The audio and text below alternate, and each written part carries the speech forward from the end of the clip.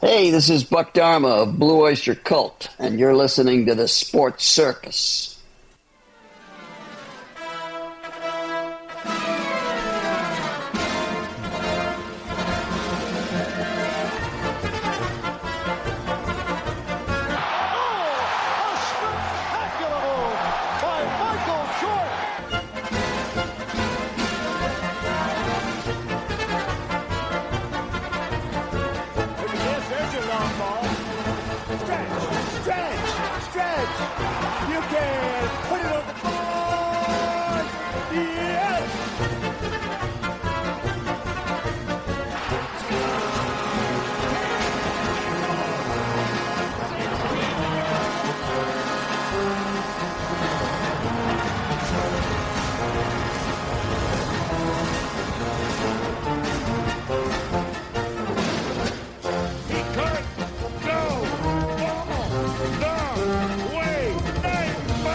Welcome to the Sports Circus. I'm your ringmaster, Sal, live from Las Vegas on the AMP TV studio, AAMP Television. Today's show is brought to you by uppercutchops.com.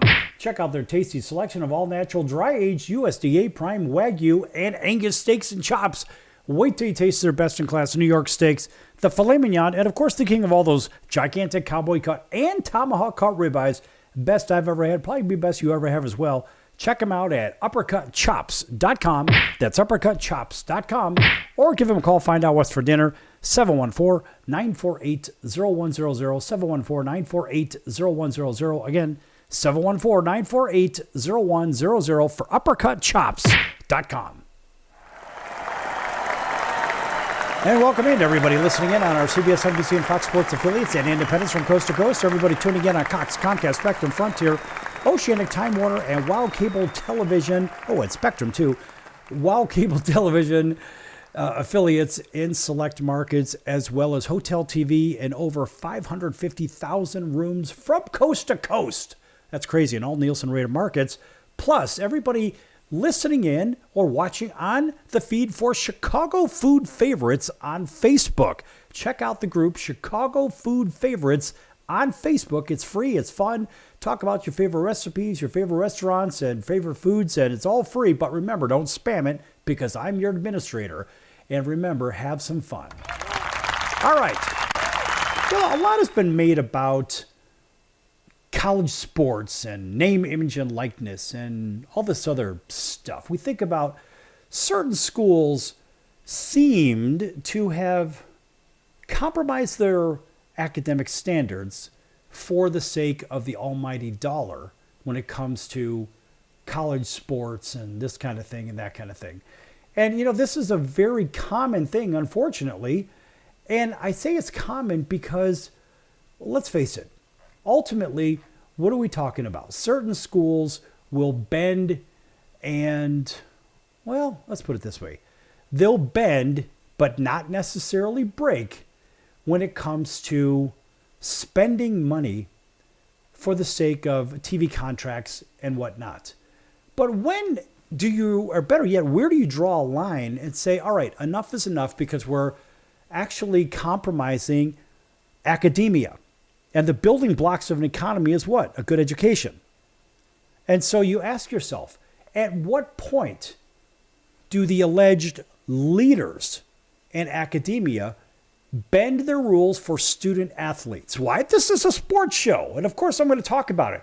But further, I'm also an academic recruiter for one of the world's top universities. That's Duke University. And so the reality is this. When you ask yourself, what is the criteria for these schools to admit student athletes? They use something called an academic index, in case you don't know what that is. Generally, it's a score used by some universities, particularly the Ivy schools, to assess a student's academic qualifications, especially for what? Student athletes. That's right. Boo is right. It's a quick way, allegedly, for admissions officers to evaluate a student's academic profile, combining things such as grades, test scores, class rank, and all that other stuff. But think about this. That whole academic index, what's the purpose of it? Well, it's, like I said, it's a tool used by these alleged admissions officers to assess the academic qualifications, but is it really? Well, let's say first that they have to calculate and they come up with some kind of a score that combines the student's overall academic performance, including grades, test scores, SAT, ACT, and some class rank. But think to the original focus, and it was initially used to ensure that student athletes met a certain academic standard, preventing academically unqualified athletes from being admitted solely based on their athletic ability. And so there was an expanded use beyond that, and of course initially focused on the student athletes. It has extended to a more general assessment of applicants, if you know what I mean. So not necessarily a sole determinant. This academic index really, I don't know, some schools claim that it's not the only factors in admissions decisions. I say it's right, because albeit a starting point, I think what the real point in today's time is how much money can that student athlete actually make the university in question. That is really what we should be talking about here.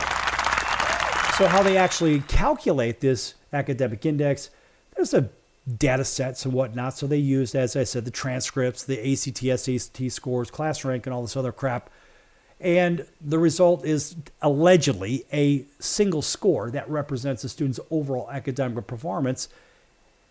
I don't really think that's applicable when it comes to student athletes, because there are other factors that they have to factor in to see if they're going to offer a scholarship to a non-scholarship student. But then again, you have walk-ons and then you have scholarship students, yet some walk-ons actually would perform better for the university and be a lot more cost-effective.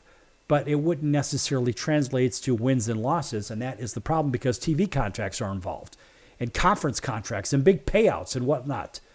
And so you think about that comparison. Admissions officers use this academic index to compare students and make a quick assessment of their academic qualifications. But again, the athletic part is not a part of that. And then there's allegedly a holistic review that has been done. So outside of the academic index that provides that numerical benchmark, academics and admissions officers also consider other factors such as essays, extracurricular activities, recommendations, and their holistic review approach and process, where I'm actually a part of that. And we also use volunteer work as a really big part of that. What have you done for the community? And honestly, what have you done for other people that other people will recognize? It's not just test scores. Think about this.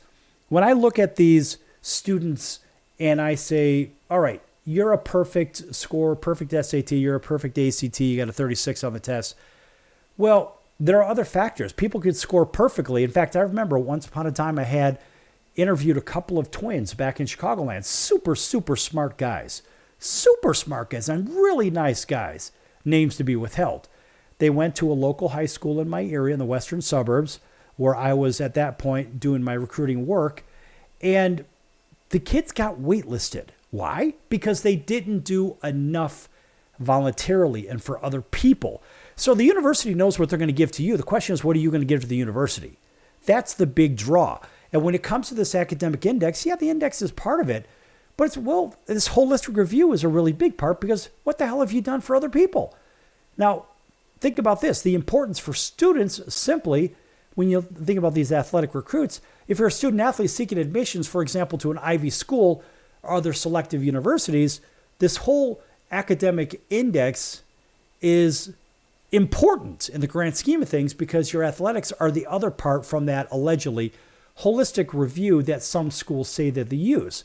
So the general applicants, I mean, even if you're not an athletic recruiter, or better yet, if you're not a student athlete, a strong academic record, including a good academic index score, can significantly enhance your chance of being competitive in these admissions processes. But it's important to research the schools that you're applying to and understand whether they use the academic index admissions process or not. And this is not just for a certain part of our listening audience. Maybe it's for you, the listener. Maybe it's for your kids, your grandkids, I don't know, your peers, whatever. Maybe you're a transfer student. You want to transfer from a 2-year college to a 4-year college.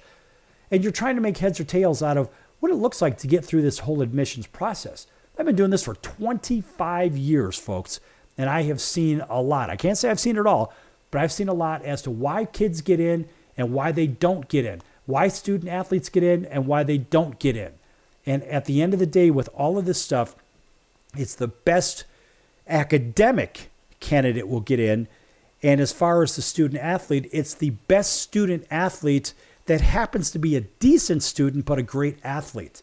So let's just say you're a good athlete and you're a mediocre student. Your chances of getting in are a hell of a lot less than if you're a pretty good student and a good athlete. So there is some kind of tiebreaker here. But ultimately, in today's time, and I'll go back even 20 years ago when I was doing this, in today's time, a lot has to do with, will your admissions as a student athlete translates into wins rather than just good grades? Because the balance of the student body and their grades will raise the median grade point average up. So there will be really no issue internally. And, well, honestly, when it comes to performance, they want to either get that student athlete out the door as a one and done, for example, in basketball, or maybe even in 3 years in football, so we don't have to count them, is what they say, in our grading or our academic standing. It's a very dirty business, folks, and we're going to be back with a little bit more of this in just a few minutes on the Sports Circus. Lots more to come. Don't go anywhere. Pretty interesting stuff here, folks.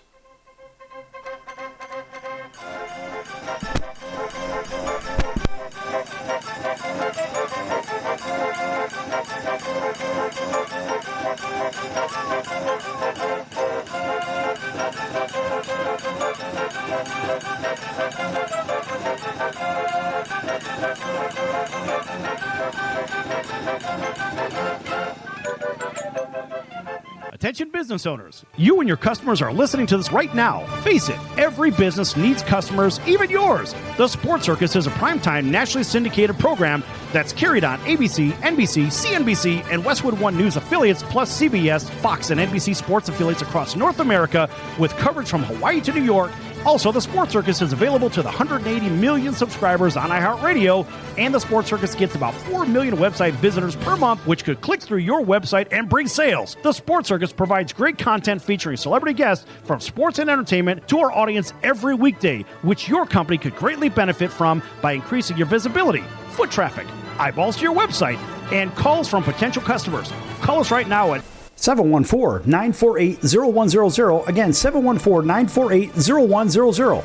Or email us at info@thesportscircus.com. That's info@thesportscircus.com. Drive your sales today by advertising with the Sports Circus. Could you use a little extra money right now? If you'd like to borrow up to $100,000 and get pre-approved in minutes, call the number we'll give you at the end of this commercial. Our lending partners have already loaned millions of dollars to individuals just like you, and we're ready to lend you up to $100,000 if you qualify. Even if your credit is not perfect, you could use the money to pay off high-interest credit cards, for home renovations, or consolidate existing debt. You can get flexible, easy-to-pay terms. The consultation to find out if you qualify is free. To find out if you qualify for our special financing program, call this toll-free number 24 hours a day. 800-335-1376. 800-335-1376. 800-335-1376. That's 800-335-1376.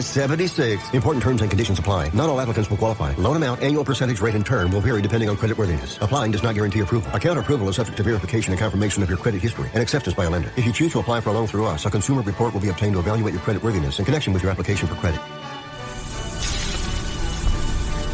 That's the sound of sizzling, dry-aged USDA Prime Wagyu and Angus steaks from UpperCutChops.com. Their best-in-class filet mignons, New York steaks, and the king of all steaks, the tomahawk and cowboy cut ribeyes, are the best in the business. Even their Prime Wagyu burgers will likely be the best you've ever had. Browse the full selection of steaks and chops at UpperCutChops.com from the comfort of your home or on your mobile device. UpperCutChops.com delivers all-natural, dry-aged USDA Prime Wagyu and Angus steaks and chops directly to your door, without the hassle of going to the grocery store and fight crowds to pick from a small selection of average at best meats with injected steroids, fillers, and coloring added to look good. Find out what's for dinner at UpperCutChops.com or call 714-948-0100. 714-948-0100. Again, 714-948-0100. or make your selection directly at UpperCutChops.com.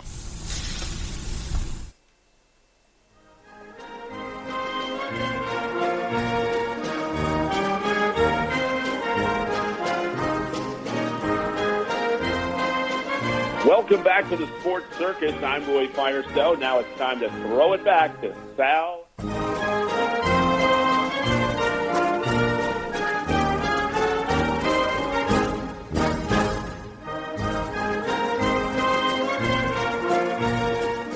Thank you, Roy, and welcome back to the Sports Circus. I'm your ringmaster, Sal, live from Las Vegas in the AMP TV studio, AAMP Television.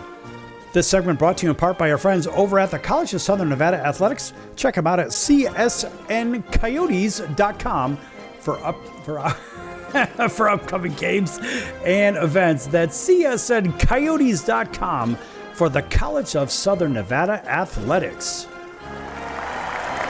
All right, folks. All right, welcome back to everybody listening in on all of our TV and radio affiliates and independents from coast to coast. Everybody streaming as well. Big hello to our friends over in Honolulu on CBS Sports 1500 KHKA. That's home of the New York Yankees, the San Francisco 49ers, and, of course, the Alabama Crimson Tide. Welcoming everybody else up and down the West Coast and throughout the heartland on all of our affiliates and independents, all the way down to Auburn, Alabama, WAUD. It's 1230 on the AM dial, home in the Atlanta Braves. Big welcome in everybody over in Atlanta. WDJY 99.1 FM. Plus everybody else on Cox, Comcast, Spectrum, Frontier, Oceanic, Time Warner, Spectrum, Wow Cable Television affiliates, Hotel TV, and all Nielsen rated markets. And, of course, Chicago Food Favorites on Facebook. Make sure you check that out. Chicago Food Favorites. Over 2,100 people on there now. We started off at 0. Actually, I think I was the first member, if you know what I mean. Anyway, it's grown to about 2,100 and change, and that's pretty darn good. It's all organic, and guess what? Tell your friends and family we're going to start doing some giveaways from the Sports Circus on there, and just make sure you stay tuned for more on that. So in the last segment, we're going to talk a little bit about academic admissions and the student athletes and whatnot. And, well, there are some standards, the old academic index and so forth that is used, a combination of grades, class rank, test scores, etc. But what about this? What about the revenues? What's at stake here? Why are we even talking about this? I mean, how much money does the NCAA make from year to year from sports? Let's think about that. Well, just for example, a couple of years ago, the NCAA generated $1.28 billion in revenue. Show me the money! That's right. And of course, March Madness accounts for most of that in the form of broadcast rights, ticket sales, corporate sponsorships, and television advertising. And then you ask yourself, well, how much does the NCAA make off March Madness? So as a result of a pending settlement, the NCAA's net assets went from $565 million in fiscal year 2023 to minus $1.97 billion in fiscal year 2024, which covers 12 months ending August 31st. And that information was available back in February. But my point is, when you look at the net assets of the NCAA, you say, all right, well, there's a lot of money involved here. How about this NIL thing? $20.5 million per school is the cap. And how many schools are we talking about? How about a little breakdown? The NCAA is moving away from the amateurism model and towards allowing schools to directly share athletic department revenues with their athletes. So therefore, they have just canceled out what? Their amateur standing, They canceled out their amateur standing. By doing that, once you pay somebody to play something, they're now a professional and no longer amateur. So the initial cap, of course, for rev share is about 20.5, and the cap is projected to grow to $30 million per year over the next decade. And of course, the change is part of a proposed settlement in the House versus NCAA case, which of course aimed to address the NCAA restrictions on NIL compensation or name, image, and likeness, in case you didn't know. And so what's the impact? This shift could lead to a significant increase in the amount of money available for student athletes through the NIL deals, potentially reducing the reliance on NIL collectives, which in my opinion are just simply unorganized union slush funds, or I should say, well, there's other words for it too. I just don't like the idea of what collectives are because they seem to me as unofficial unions. And it's almost like they have to get their tribute, like, paying money to the powers that be in the neighborhood, if you will, for protection. And so I could talk about that. Being from the west side of Chicago, I know a little bit something about that, if you know what I mean. So anyway, we probably should... Stop it! Yeah, and not really talk much about that. Moving on. Those name, image, and likeness collectives, as they are, while the settlements may reduce the reliance on those collectives, they still may play a role in supplementing the revenue sharing model. And that's probably because of the booster money in which a lot of that money is provided from. And there are state level pieces of this too. For example, like in Oklahoma, they've had issues with executive orders outlining guidelines for NIL payments, allowing institutions or authorized third parties to facilitate or pay student athletes for their NIL use during pending NCAA litigation, which to me just reeks of corruption. And of course, there's the recruiting issue, and that change, of course, is expected to have significant impact on college recruiting, as well as will be able to offer athletes direct comp for their NIL rights, which means they're basically going to pay these kids off. And when it comes into a fairness issue in this, so this is where the bigger schools, when the rich get richer, the little schools get left behind because they don't have the money that the bigger schools have available to them from their boosters, and that is a serious problem. And let's use the case of Ohio State. Those guys were spending, I think $251 million on athletics last year, some crazy number. And what does a little school have in comparison with them? Let's just take right there in the state of Ohio. Let's just take the Toledo Rockets, so the University of Toledo. It would probably be a fraction of that amount being in the Mid-American Conference versus being in the Big Ten. And I'm going to guess that the University of Toledo would have a very small overall budget because they're not about athletics. They are actually about academics. And let's face it, they're a pretty good school. And so their academics are pretty good and their athletics are pretty good. They don't have the name recognition that Ohio State happens to have. But at the end of the day, you have to think about how much money could Ohio State pay a student athlete versus Toledo? My best guess is their people through their chain could probably pay 5 times the amount or maybe even more to a student athlete. And when it becomes unfair is, let's just say student athlete A wants to go to Toledo, but the other school says, you know what, we can give you 5 times the money. And let's just say that student athlete happens to be a good student, which, well, at the other school, it probably wouldn't matter, if you know what I mean. So think about the idea that that student athlete would now essentially sell its soul, so to say, because the money was greater at Ohio State. And that is a problem. So therefore, they could throw more money at these kids, which makes the better team formation as far as the athletic performance, which means that they'll continue to win because they're essentially buying their victories. They're buying their team, kind of like the New York Yankees, in my opinion. That's what they do. And the Dodgers, that's what they do. They just buy championships. Well, the Yankees haven't won in a long time, but still, these are the teams that have so many of them, and they just keep throwing money and throwing money and throwing money. It just kind of happens that way. And so you ask yourself, at what point does the bleeding stop? Well, it stops when the little schools are no longer in business, in the athletic business, and they're only in academics. So that's the only way that whole circle ends. But maybe Ohio State can pay $50 million to some kid, where the University of Toledo, they could maybe pay $200,000, which is a very hefty amount of money. But the point is, I mean, look at the money between the two schools. This is just an example, hypothetical example. I'm not saying that's what they actually do. In my opinion, the numbers are probably even greater, if you know what I mean. That's right. So my point is, this is where one school, the bigger school, has a significant advantage because of money over the smaller school. And it's not fair, because at what point do you regulate that? How do you regulate that? And basically you're saying, okay, I'll pay you 10 times the amount if you come play over here. And what's the incentive for that student athlete in the first place to even do anything with student activity? No, it's just athletes. So basically they're buying their own professional teams, almost like a minor league team. And this is why there's a problem with it. So recruiting has been thrown right out the window as I see it. This whole salary cap or over the cap budget thing, well, some schools can handle it, some people, or some schools don't. But when you look at the net assets again, yeah, so it's minus $1.797 billion for fiscal year 2024, but maybe in 2025 it'll be $10 billion to the plus. I mean, who the hell knows? How many colleges actually make money from sports is the big question. Out of 1,062 colleges and universities that field varsity athletic teams under the banner of the NCAA, about 1/3 of them, or fewer than half, well, easily fewer than half, made at least $10 million off their teams in 2022. But let's face it, most of them don't make that kind of money.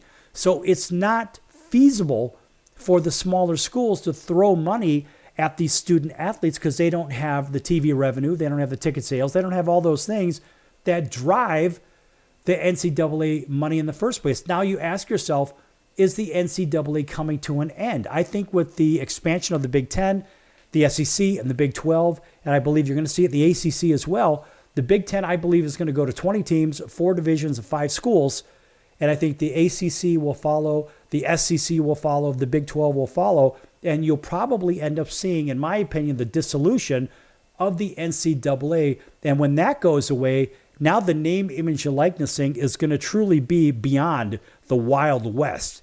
And I don't see any end to this whatsoever. Does it keep kids in school? Yeah.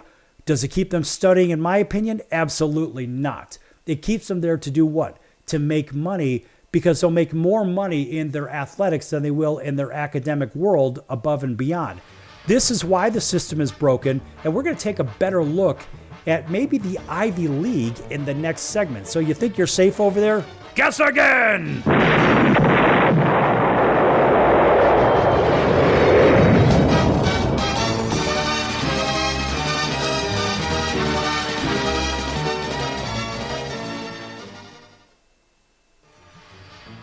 I'm your ringmaster, Sal, of the Sports Circus, a primetime, nationally syndicated television, radio, sports, and entertainment show. The Sports Circus covers topics others are too scared to talk about. There's no other primetime show like it out here that'll punch you in the face and you'll beg for more. Join me, Hall of Famers, world champions, and all-star celebrity guests for chaos and controversy here on Libsyn and all podcast platforms, plus thesportscircus.com. Remember, folks, it's a circus and we prove it every day.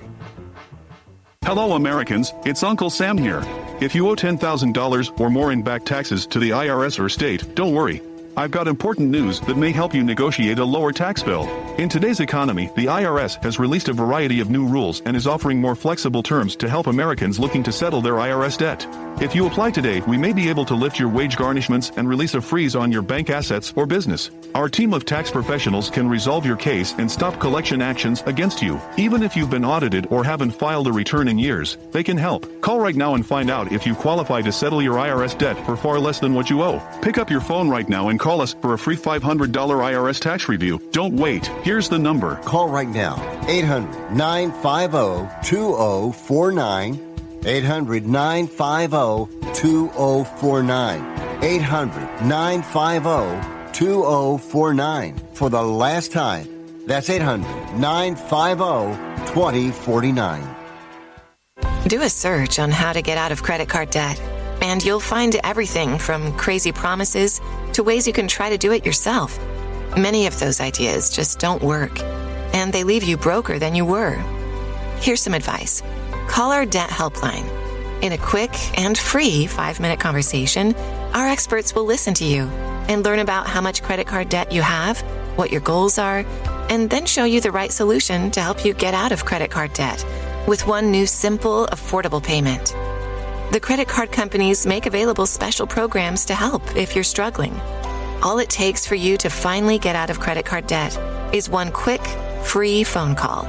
So please call right now. 800-948-6817. 800-948-6817. 800-948-6817. That's 800-948-6817. Paid for by the Debt Helpline.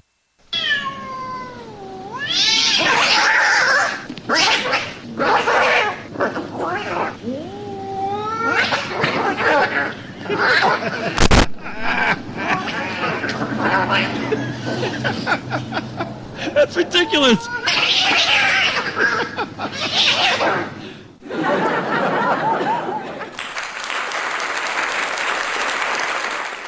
Quiet, numbskulls, I'm broadcasting. Hey everyone, Dave Jackson here, ESPN rules analyst on ESPN Hockey, and you're listening to the Sports Circus.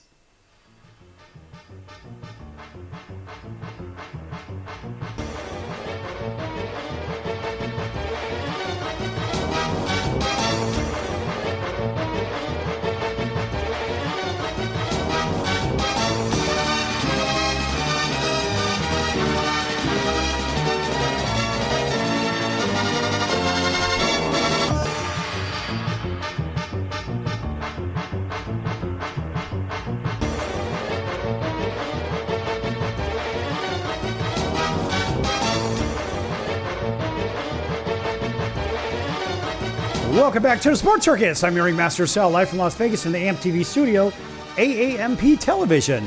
Folks, make sure you check out thesportscircus.com for our upcoming guests, our prior guests, recorded shows, which can be found on all streaming platforms: Apple, Amazon, Audible, Spotify, Pandora, YouTube, iHeartRadio, Stitcher, Deezer, you name it, we're there. You can't get away from us. Also, make sure you check out the partners page. Lots of great partners on the partners page. One of those is the College of Southern Nevada Athletics, as I mentioned in the prior segment. Also, how about Al's number one Italian beef at 1079 West Taylor Street in Chicago's Little Italy? That's Al's number one Italian beef, 1079 West Taylor Street in Chicago's Little Italy. Folks, if you've never had an Italian beef sandwich, you're really missing out. It sort of sings to you in a way that, well, when you have it, you bite into it, you actually hear the chorus singing, if you know what I mean. That's right. It really is that good. And if you don't know what I'm talking about, if you think it's a Philly cheesesteak sandwich, no, it's not. It's nothing like it whatsoever. But I will tell you, read about it. Go to alsbeef.com and read about it. These are the originators of that famous Italian beef sandwich, and it is good. It is punch your mama in the mouth good. Absolutely. One of those. Again, that's alsbeef.com. Check them out, folks. All right. Now, in the last couple of segments, been talking a little bit about academics and student athletes and whatnot, and now we're going to turn our attention over to the Ivy League. This is kind of interesting, folks. And all that money, that billion-odd dollars, $1.28 billion, what the NCAA has made, this, that, and the other, a lot of money. And we say, okay, well, what about the Ivy? Now, the Ivy League has opted out of the NCAA settlement that would allow schools to share athletic revenues with student athletes, choosing to maintain its focus on academic primacy over student-athlete experience rather than direct compensation. So a little bit more on the detail. The Ivy League has announced that it will not participate in the settlement, which have allowed Division I schools to share up to 22% of their athletic revenue with student athletes, with that cap of $20.5 million annually, which I mentioned. And of course, Ivy says their executive director, Robin Harris, stated that the league will, quote, continue to provide an educational, intercollegiate athletics model that is focused on academic primacy and the overall student-athlete experience, close quote. Now, the Ivy League has a long-standing tradition of not offering athletes scholarships, instead focusing on financial aid based for needs and academic merit. Now, of course, the NCAA settlement says which of the NCAA and Power 5 conferences proposed aims to allow universities to compensate athletes for name, image, and likeness usage during their enrollment with that rev share model that goes essentially $20.5 million of the rev. And then, of course, it's supposed to go up to 22% over the next decade, whatever. So participation in rev sharing is optional, and schools can elect not to share revenues with athletes or share revenue. So basically, the Ivy says, you know what? We're not going to be sharing rev. Nah, we're not interested in that. So for student athletes with this academic index, in case you missed it in the first segment, for Division I or Division II college admissions, and there are, of course, that breakdown for the academic index. Now, the minimum core courses, student athletes must complete a minimum of 16 NCAA-approved core courses.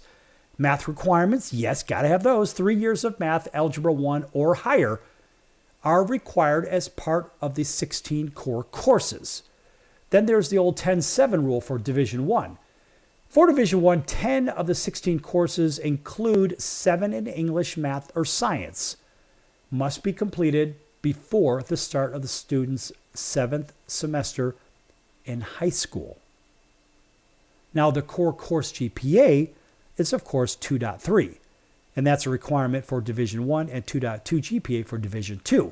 So the NCAA Eligibility Center verifies the academic and amateur status of the alleged student athletes. So there are standardized testing, which, of course, we think about the ACT and SAT, but while the NCAA no longer requires standardized test scores for eligibility, many Division I and II schools still consider them as part of their admissions process. Harvard, we're going to get to you in a minute.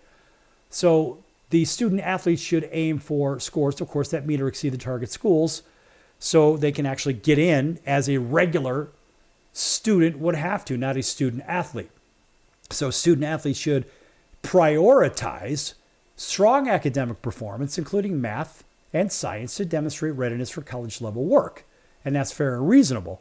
So preparation for standardized tests like the SAT or ACT, even if not required for the NCAA eligibility, as they're often used by college or admissions decisions, they should still be prepared anyway. And of course, hey, seek the guidance if you don't know. But that academic index itself, many top schools use the academic index to assess the overall academic performance of the student athletes, which include, of course, GPA and test scores. Why does it matter? Let's go over to Harvard. Yeah, let's think about Harvard. Here's a very interesting piece written by Mike McDaniel, of the AmericanThinker.com. This is pretty interesting stuff. So Mike says, teaching was my second career. I enjoyed teaching high school and college English, but there were frustrations. Among them were the college teachers and administrators complaining about how unprepared incoming freshmen were. I know what you're thinking. Plenty of high school teachers are awful. It's their fault when kids entering colleges can't read or write or do math. Without question, there are some poor teachers out there. I think a lot of people know about that. After all, 50% of the people in every endeavor are below average. However, there are two arguably more important factors to consider. First is the effort of each student. The greatest teacher in the world can only present present best materials their resources and abilities will allow. Now think about that. If you can only present this or that, that's all you've got. So if you got a bad hand in poker, you got to play the hand. Now also, it's up to each student and their parent to ensure that they take advantage of that opportunity, and it's hardly a secret many don't. The second is colleges and universities are accepting people plainly unfit for college. Their primary qualification for admissions is a solvent bank account. Show me the money! So serious is this problem. Virtually every college has a remedial high school on campus. That's the reality of it, according to this guy. And again, his name, in case you're wondering, this is written by Mike McDaniel of the American Thinker. Check that out, folks. This is really interesting stuff.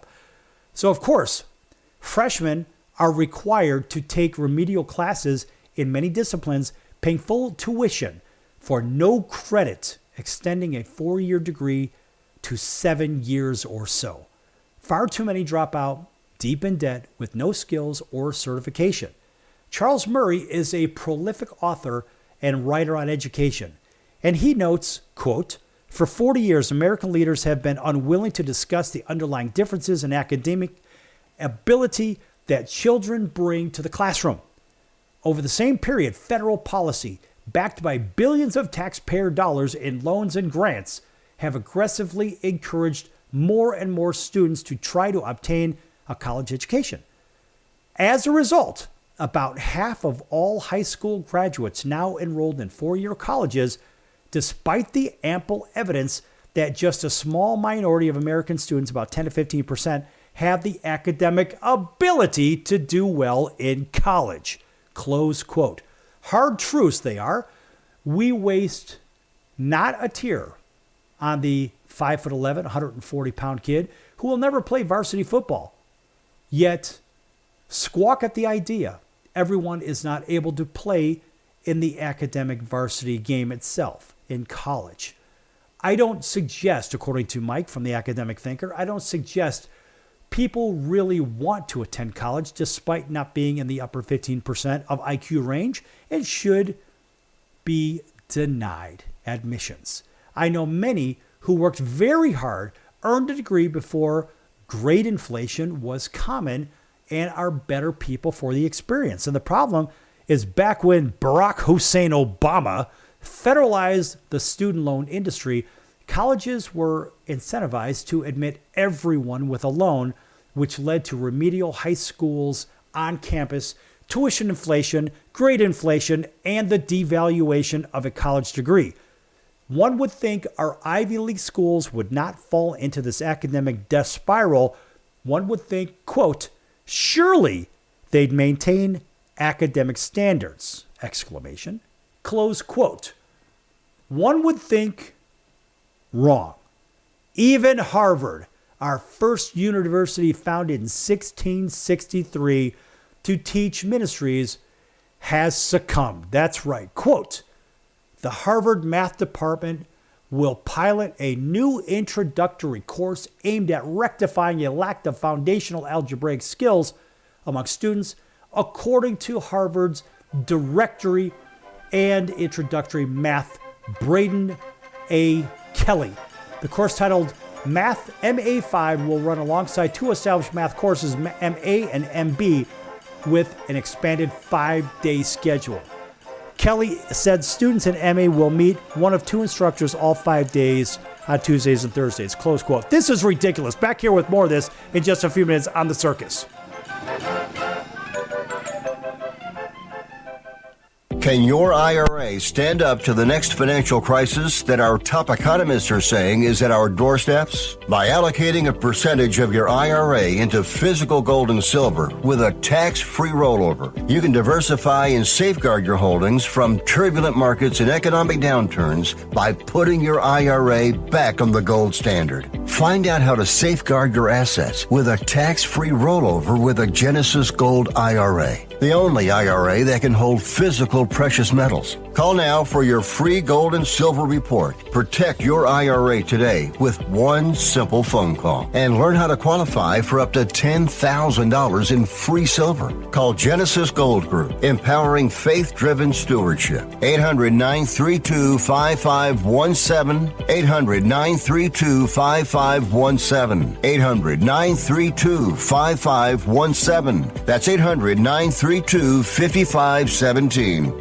If you served in the Marine Corps, by now you know about the contaminated water problem at Camp Lejeune. If you were stationed or worked at Camp Lejeune from 1953 to 1987, you probably have a lot of questions. We have some answers. You could be entitled to compensation. Billions of dollars are being allocated to pay for damages to anyone stationed at Camp Lejeune during that time. Unfortunately, it appears that officials may have known the contaminated water problem existed and did little to protect their men. The Semper Fi Code was not honored. If you or someone in your family has developed a serious illness, including various forms of cancer, call this Camp Lejeune legal support line right now. You can't turn back the clock and change what happened, but you can certainly call right now and learn your rights as a Marine. Here's the number. Call 800-335-7196. 800-335-7196. That's 800-335-7196. Do a search on how to get out of credit card debt, and you'll find everything from crazy promises to ways you can try to do it yourself. Many of those ideas just don't work, and they leave you broker than you were. Here's some advice. Call our debt helpline. In a quick and free 5-minute conversation, our experts will listen to you and learn about how much credit card debt you have, what your goals are, and then show you the right solution to help you get out of credit card debt with one new simple, affordable payment. The credit card companies make available special programs to help if you're struggling. All it takes for you to finally get out of credit card debt is one quick, free phone call. So please call right now. 800-948-6817. 800-948-6817. 800-948-6817. That's 800-948-6817. Paid for by the Debt Helpline.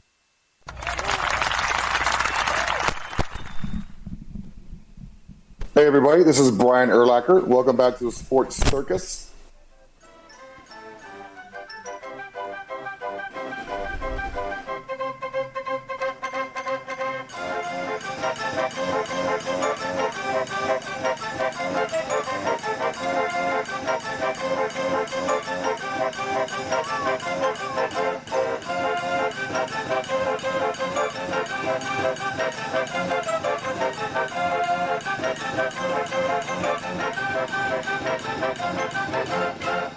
Welcome back to the Sports Circus. I'm your ringmaster Sal, live from Las Vegas in the AMP TV studio, AAMP Television.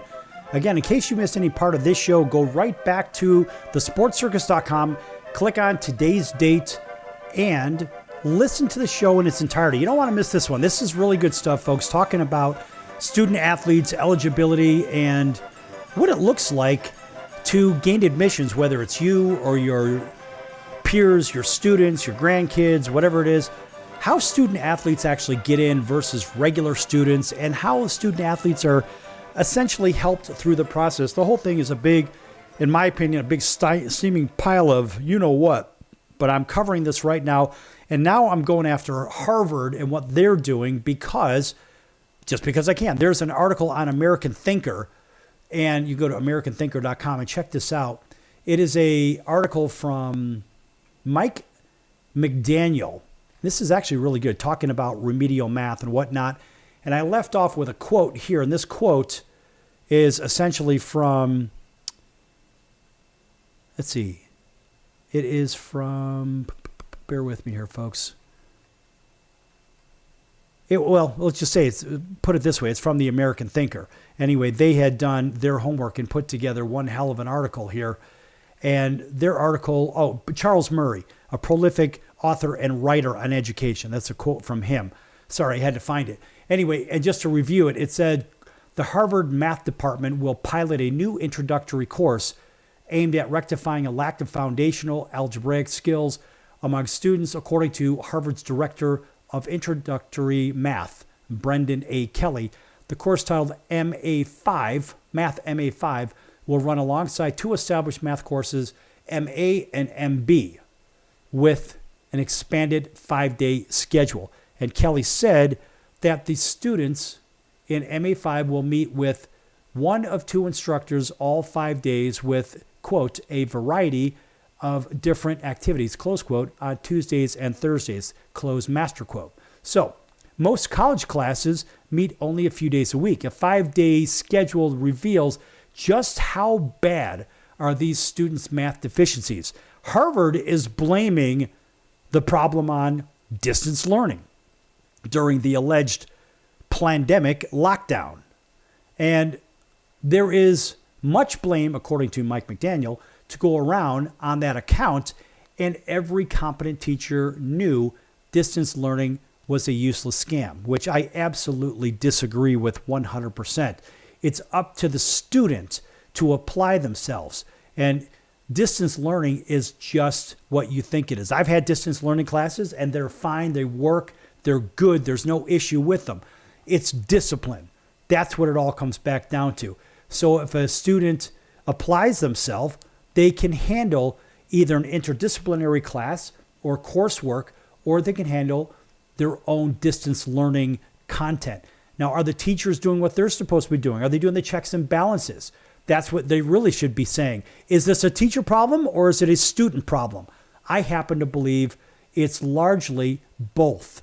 And so you can't blame, like Harvard saying, well, we're blaming the problem on distance learning. That's a bunch of BS. Absolutely. I mean, seriously, Harvard. Seriously. Shut up! Shut up! Shut up! Shut up! Shut up! Shut up! That's right. This is for you, Harvard. Shut up! The hardest thing about Harvard, in my opinion, is getting in, if you know what I mean. Seriously. In fact, and I'll digress for a moment here because I'm really an expert at it. When we gave our class gift back to Duke University way back in the time machine when I graduated, well, there's a class gift that the students give back to the university. Now, instead of us utilizing, as graduate students, utilizing the Harvard case studies for our work, we actually gave a class gift back to Duke University to give our own financial boost to enhance our own case studies. This way we wouldn't be stuck using Harvard's nonsensical materials, if you know what I mean. Sorry, folks, it is what it is. Even when I took postgraduate classes, I wouldn't take them at Harvard. I took postgraduate classes at Yale. I did not take them at Harvard. The world's top 3 universities, or better yet, America's top 3 universities are Princeton, Yale, and Duke. And that's across all disciplines. Notice Harvard is not in there. So at the end of the day, this whole situation with Harvard blaming distance education is a big steamy pile of you-know-what.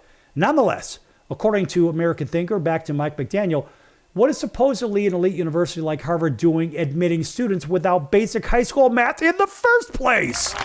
That's right. Could Harvard admissions criteria that take precedence over academic ability, could Harvard actually have admissions criteria that supersedes it? Wouldn't admitting people that they know are incapable of doing math, college level work, in what Harvard would surely say is America's most elite university, that's what they would say, tend to force all manner of academic problems such as grade inflation and professors fearing negative reviews from student athletes and from students who fail to do coursework? Wouldn't all that and more tend to devalue a Harvard degree? Absolutely, it will. Absolutely. And whatever happened to kindly telling people they're just not qualified, that there are specific performance standards that everybody must meet if they want to enroll at America's most alleged prestigious center of higher education? Sadly, the answers are obvious, aren't they? Absolutely. There's one hell of an article. Now, Mike McDaniel is a United States Air Force veteran, classically trained musician, Japanese and European fencer, lifelong athlete, firearms instructor, retired police officer, and high school and college English teacher. He is a published author and blogger. And look, this guy is a pretty sharp cookie. So this kind of sheds a little light on even Harvard seemingly, I don't know, compromising their academics. Well, let's think about this. How about looking at how Harvard competes in the athletic world against its counterparts in the Ivy League? Why does it matter? Because ultimately, they, like everybody else, they are seeing TV revenues, they're seeing TV contracts, ticket sales, all this fun stuff. And you say, well, wait, we're not getting ours. So what about this? How about in the NCAA basketball world? And we see Harvard hovering towards the middle of the pack. And we see Yale and Princeton on top. Well, it's no mystery. I mean, look, Harvard says we want our money. Although they have an enormous endowment, we want our money as well. How about in the 2024 football? Let's go in the Wayback Time Machine to the 2024 football standings. Well, guess what? Harvard lost out to who? To Dartmouth. That's right. Dartmouth beat them. So last I checked, Harvard wasn't winning in football or basketball anytime recently.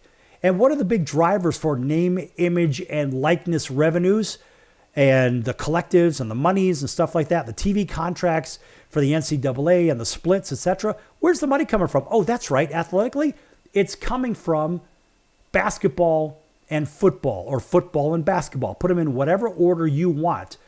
Ultimately, Harvard, in my opinion, is not getting their share, and they're crying about it. Maybe that's what it is, because they know their academics.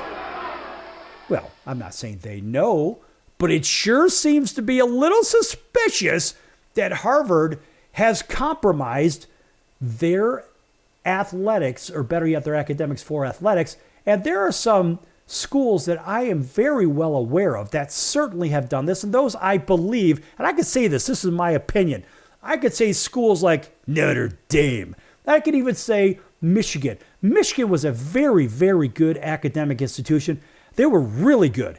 And now they're just good. And I believe that they have maybe suppressed their academics a little bit for athletics. And I think Notre Dame did the same exact thing.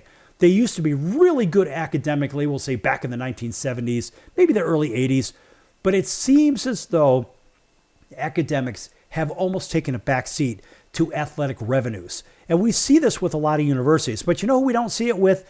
A lot of the other Ivies, for example. We don't see it with Yale. We don't see it with Princeton. We don't see it with other schools outside of that realm. We don't see it with Duke. We don't see it with MIT. We don't see it with Caltech. You know why? Because they don't have to do it. And people say, well, you know, Duke have a great basketball team, and they have surpassed a lot of other schools when it comes to what they have achieved on the basketball court, and they must be cheating and paying their students and all this other crap. Let me tell you something.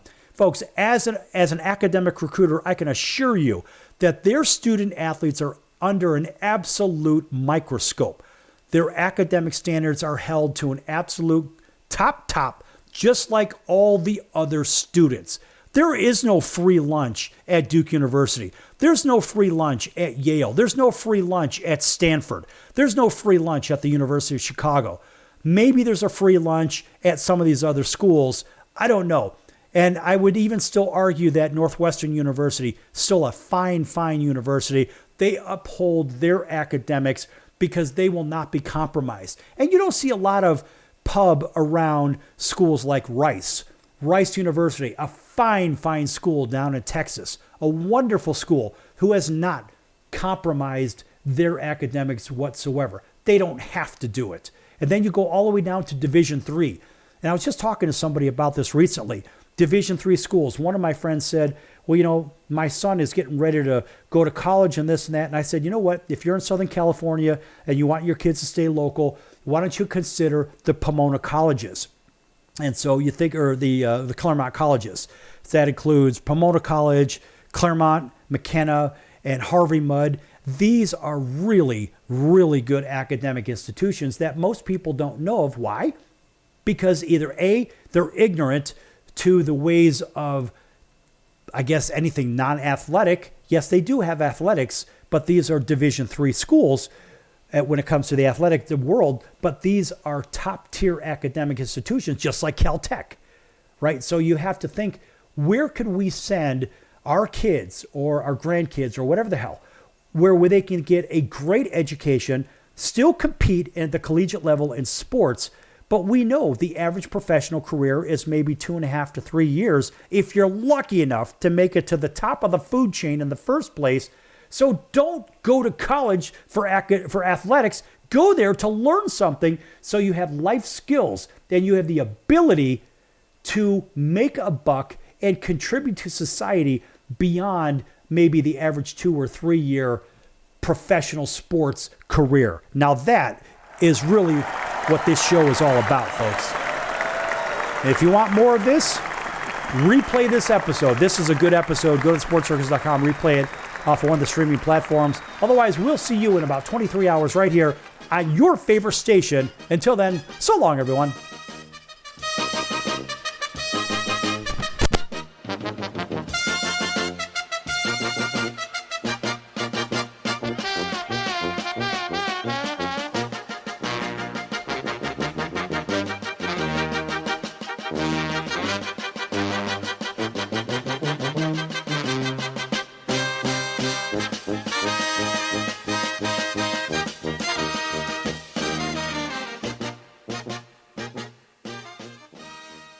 Can your IRA stand up to the next financial crisis that our top economists are saying is at our doorsteps? By allocating a percentage of your IRA into physical gold and silver with a tax-free rollover, you can diversify and safeguard your holdings from turbulent markets and economic downturns by putting your IRA back on the gold standard. Find out how to safeguard your assets with a tax-free rollover with a Genesis Gold IRA, the only IRA that can hold physical precious metals. Call now for your free gold and silver report. Protect your IRA today with one simple phone call and learn how to qualify for up to $10,000 in free silver. Call Genesis Gold Group, empowering faith-driven stewardship. 800-932-5517. 800-932-5517. 800-932-5517. That's 800-932-5517.